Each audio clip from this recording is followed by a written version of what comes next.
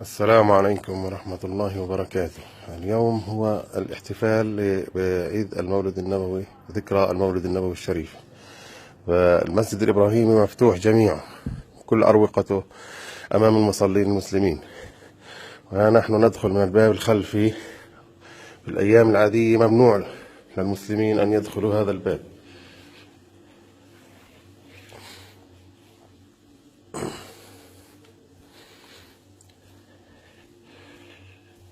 هذه غرفة الأذان. المؤذن يأتي يؤذن من هذه الغرفة، يأتي من منطقة الخاضعة للمصلين المسلمين، هذه تكون مغلقة أمام المسلمين.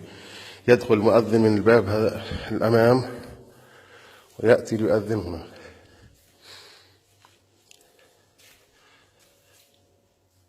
هذا مقام سيدنا يعقوب عليه السلام.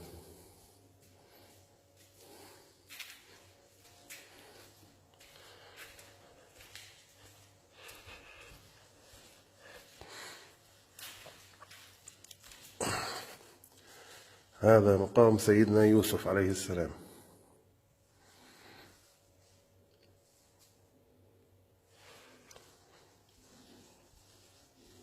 هذه المنطقة تسمى اليوسفية. ندخل من هنا.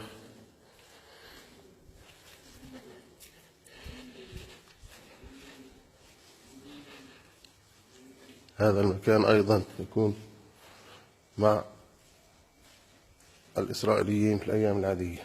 اليوم مفتوح جميعا أمام المسلمين.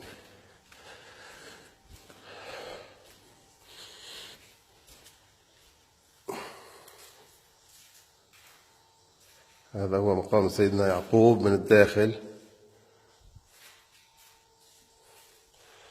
وهذا مقام سيدتنا زوجة سيدنا يعقوب لائقة عليها السلام.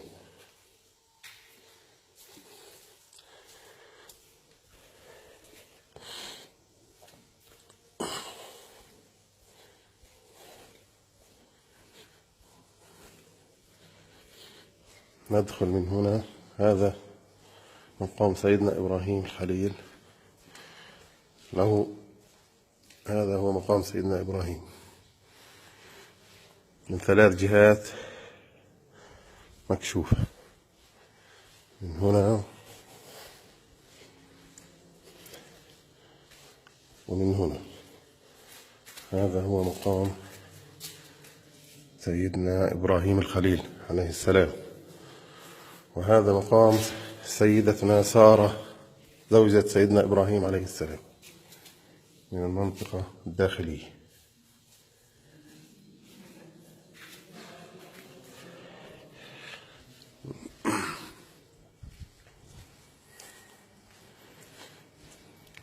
نحن الآن نتوجه إلى الساحة الإسحاقية التي يوجد فيها مقام سيدنا إسحاق وزوجته سيدتنا رفقة.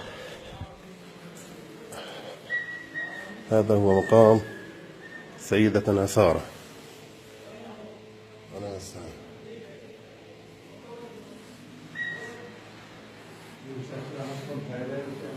هذه في الخارج تسمى الجوالية. ندخل إلى الإسحاقية من هنا. هذه الساحة الإسحاقية يوجد فيها مقام سيدنا إسحاق وزوجته سيدتنا رفقة عليهم السلام.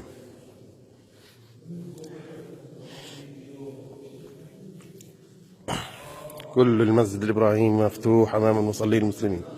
هذا هو الغار الشريف. هذا هو الغار الشريف. هذه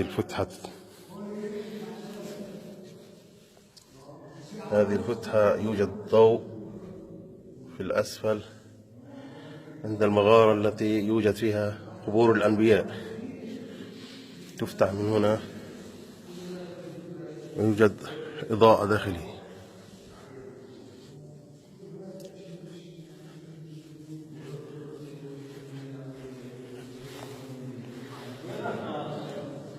هذه مقام سيدنا إسحاق عليه السلام.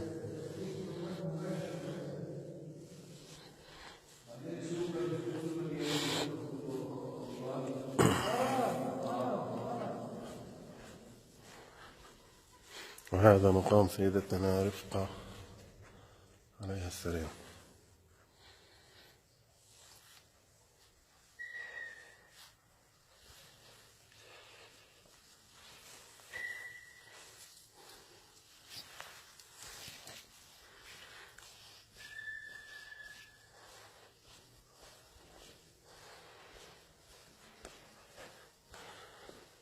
نرجع من المدخل الخلفي إلى مقام سيدنا إبراهيم الخليل.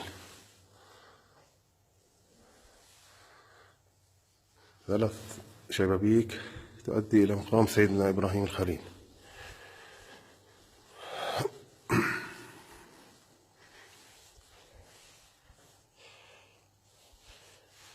هذه منطقة التي دخلنا منها في الأول هي اليوسفية.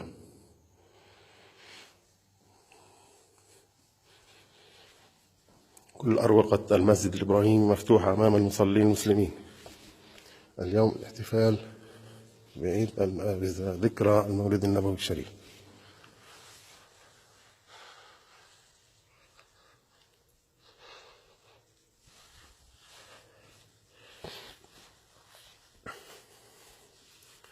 هذا هو منبر سيدنا صلاح الدين الأيوبي الذي جلبه من مصر، ولا يوجد فيه مسمار واحد، كله خشب من الخشب، مركب طريقة فنية رائعة.